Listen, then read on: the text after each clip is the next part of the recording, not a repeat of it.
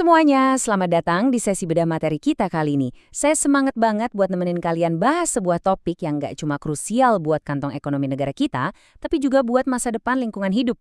Lewat materi hari ini, kita bakal ngeliat langsung gimana Indonesia lagi dorong habis-habisan transisi energi buat ngelepasin diri dari ketergantungan bahan bakar fosil.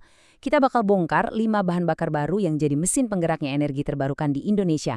Jadi, santai aja, perhatikan baik-baik, karena informasi yang mau kita bahas ini beneran mind-blowing. Oke, kita langsung masuk aja nih. Pernah kepikiran nggak sih kapan sebenarnya Indonesia bisa benar-benar stop impor BBM? Ini bukan sekedar pertanyaan iseng ya, ini tuh justru jadi tujuan utama dari semua pergerakan swasembada energi nasional kita. Selama bertahun-tahun, ketergantungan kita sama minyak impor tuh jadi beban berat. Tapi sekarang, udah ada roadmap atau peta jalan yang super jelas buat mutusin rantai itu sepenuhnya. Cuma dengan memanfaatin kekayaan alam yang kita punya.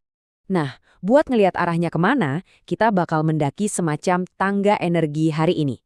Kita mulai dari misi swasembada, terus naik ke evolusi solar B50 dan HVO, pemanfaatan bioetanol buat kendaraan bensin harian, lanjut ke bioaftur buat pesawat, sampai akhirnya ke anak tangga paling canggih, hidrogen hijau. Kita mulai dari bagian pertama, misi swasembada energi Indonesia. Misi dari pemerintah, periset, dan BUMN kita tuh jelas banget.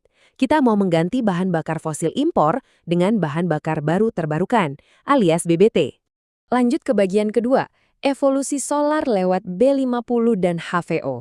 Di tahap pertama tangga energi ini, kita bakal lihat gimana nyatanya Indonesia tuh udah jadi pionir global buat urusan nyampur minyak kelapa sawit mentah ke bahan bakar mesin diesel berat.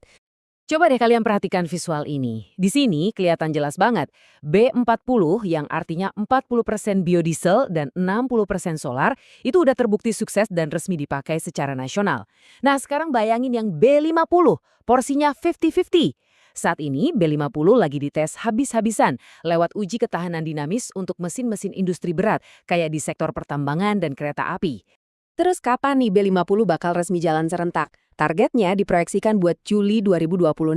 Kalau ini beneran tembus, dampaknya bakal luar biasa. Kita bakal bisa mangkas impor solar secara drastis dan bersiap buat muter balik dari negara importir menjadi negara pengekspor energi.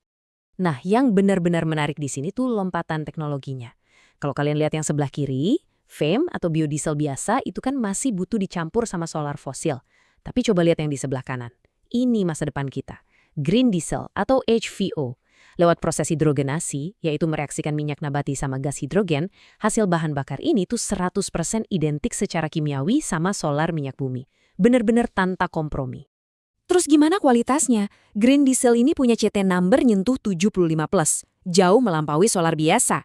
Artinya apa? Pembakarannya itu bakal jauh lebih bersih, lebih efisien, dan otomatis bikin performa mesin jadi maksimal.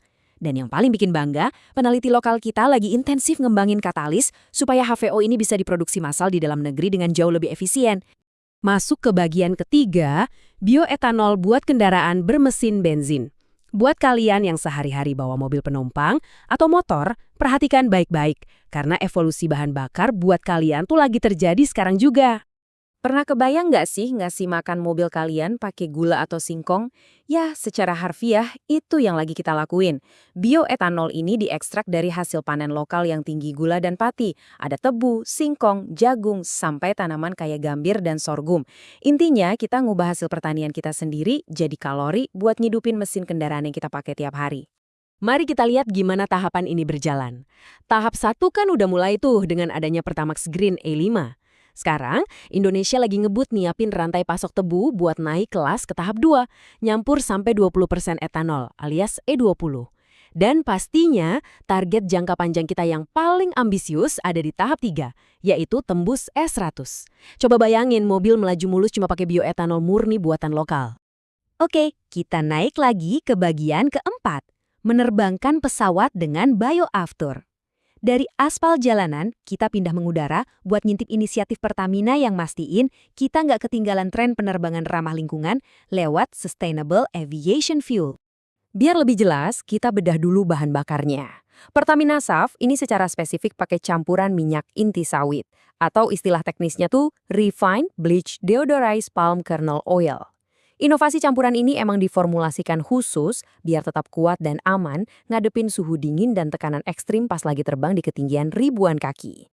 Dan asal tahu aja ya, ini udah bukan sebatas teori di atas kertas. Bioaftur ini udah sukses lolos uji terbang komersial yang super ketat bareng Garuda Indonesia. Keren banget kan? Sekarang PR besarnya tinggal ningkatin kapasitas produksi kilang Green Refinery kita aja, biar Aftur Nabati ini bisa segera dikomersialkan penuh buat semua maskapai ke depannya. Dan sampailah kita di bagian kelima, hidrogen hijau energi masa depan. Ini dia anak tangga paling atas kita. Visi paling futuristik buat ngebangun ekosistem energi bersih tahap awal. Coba perhatikan ekosistem yang lagi dibangun ini. Perusahaan energi pelat merah kita ternyata udah mulai bikin instalasi percontohan buat produksi hidrogen. Dan kerannya, tenaga listriknya diambil dari panas bumi atau geothermal kita yang melimpah banget. Hidrogen super bersih ini nantinya bakal jadi tenaga utama buat kendaraan berbasis fuel cell dan jadi bahan bakar buat riset mesin hydrogen combustion. Energi panas dari dalam perut bumi buat ngejalanin mesin tanpa asap di jalan raya. Bener-bener gila sih inovasinya. Nggak kerasa, kita udah sampai di penghujung sesi bedah materi kali ini. Peta jalan buat swasembada energi, mulai dari kendaraan darat, pesawat terbang, sampai teknologi canggih hidrogen, udah benar-benar nyata dan ada di depan mata. Jadi saya mau ninggalin satu pertanyaan nih buat kalian semua. Udah siapkah kendaraan kalian meminum energi nabati? Coba deh inget-inget pertanyaan ini pas kalian manasin mesin besok pagi. Makasih banyak udah nemenin eksplorasi kita hari ini, terus update pengetahuan kalian, dan sampai ketemu lagi di pembedahan materi seru berikutnya.